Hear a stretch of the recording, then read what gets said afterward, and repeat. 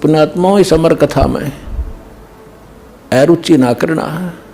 असंख्यों युगों के बाद तुम्हारा बिल्ली के भागों छीका टूटा है, ये इसको छक छक कर खा लो और कल्याण करा लो। Subscribe now and press the bell icon. Never miss an update. गुरु बिन काहु न पाया ज्ञाना, जो थो था बुसकड़े छड़े किसाना। तीर्थ व्रत और सब पूजा, गुरु बिन दाता और न दूजा। नौनाथ 84 सिद्धा, गुरु के चरण सेवे गोविंदा। गुरु बिन प्रेत जन्म सब पावे, वर्ष सहस्र गर्भ सुरहावे। गुरु बिन दान पुण्य जो करही, मिथ्या होव कदे ना फल ही। गुरु जी के बिना आप कोई भी दान पुण्य करते हो मिथ्या होगा, कभी नहीं फलेगा। गुरु बिन भरम न छूटे भाई, कोट उपाय करो चतुराई। गुरु के मिले कटे दुख पापा, जन्म जन्म के मिटे संतापा।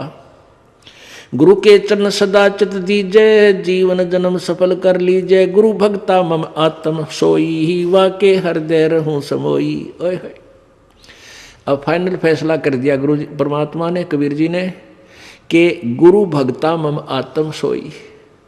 जो गुरु जी का सच्चा भक्त है, जैसी लगन गुरु जी में है, उसकी सच्ची श्रद्धा गुरु जी के ऊपर है, तो गुरु भक्ता मम आत्म सोई, वो मेरी आत्मा है। वो मुझे प्यारा लगता है जो गुरु जी के साथ निष्कपट भाव से सच्चा भक्त है उसका। गुरु भक्ता मम आत्म सोई, वाके हृदय रहूं समोई। मैं उसके हृदय में समाया रहूंगा। जब तक आपके हृदय में प्रभु समाये रहेंगे तो आपकी श्रद्धा भगवान में बनी ही रहेगी। आपके मन में जरा सा भी मैल दास के प्रति आएगा, किसी भी पॉइंट से, भगवान वहां से हट जाएगा। जब भगवान का पंजाब से हट गया तो आप नरी कोबद सोचोगे, सारी उल्टी भावना बन जाएंगी।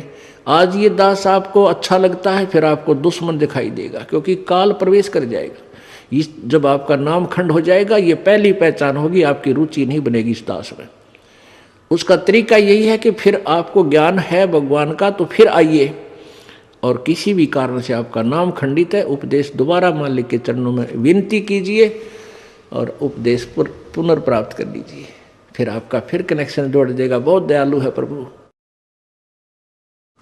गुरु भक्ता मम आत्म सोई, वाके हृदय रहूं समोई।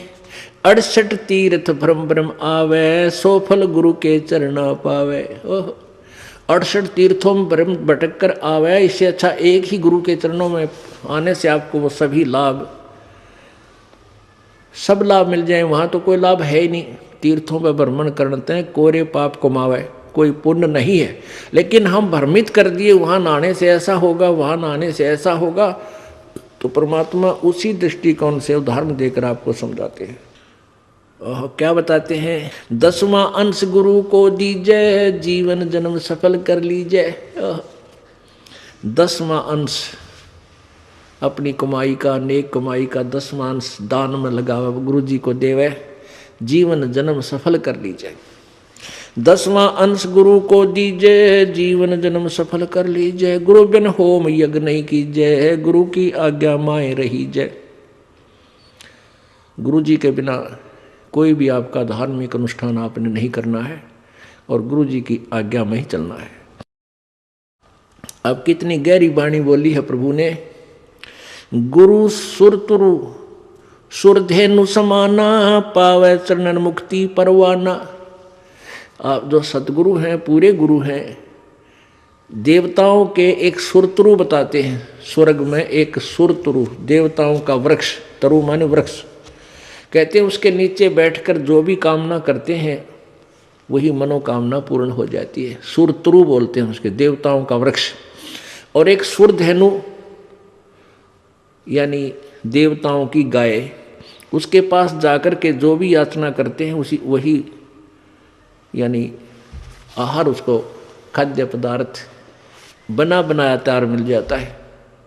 तो कहते हैं गुरु जी, सतगुरु जो होते हैं वो सुरतुरु भी है और सुरधेनु भी है।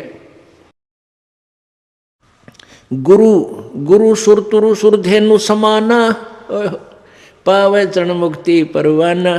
तन मन धन अर्प गुरु सेवे, हो गलतान उपदेश से ही लेवे।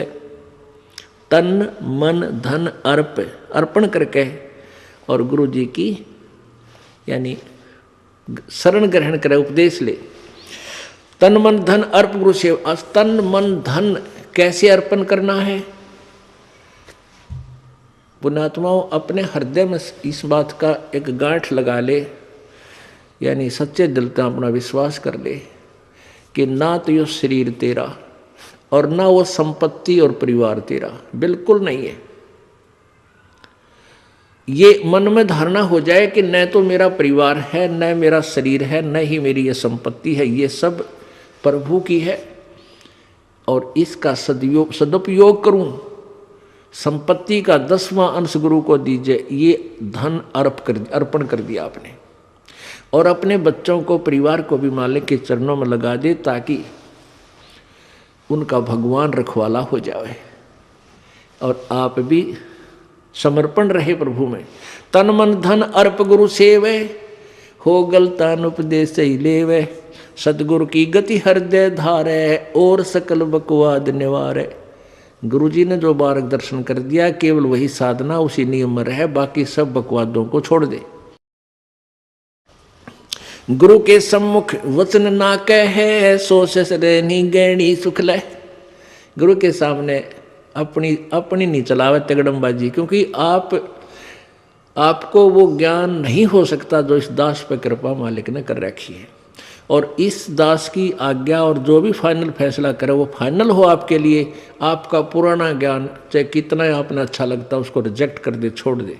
जिन बातों से गुरु दुख पावे, उन बातों को दूर भगावे, उनको फेंक दे, चाहे कितना अच्छा लगता है छोड़ दे उन सब चीज़ों ने। अब जैसे शुगर के मरीज को अब मीठा तो अच्छा लग गया उसने, और डॉक्टर कहे भाई शुगर तो मरीज ये मीठा नहीं खाएगा, ना मिठाई ना चीनी, और वो फिर भी डॉक्टर की आज्ञा का पालन नहीं करता तो मरेगा फिर, और क्या इलाज है। तो चीनी मीठी तो लग रही है, इसमें कोई शक नहीं, मीठी भी है, लेकिन उसके लिए विष है।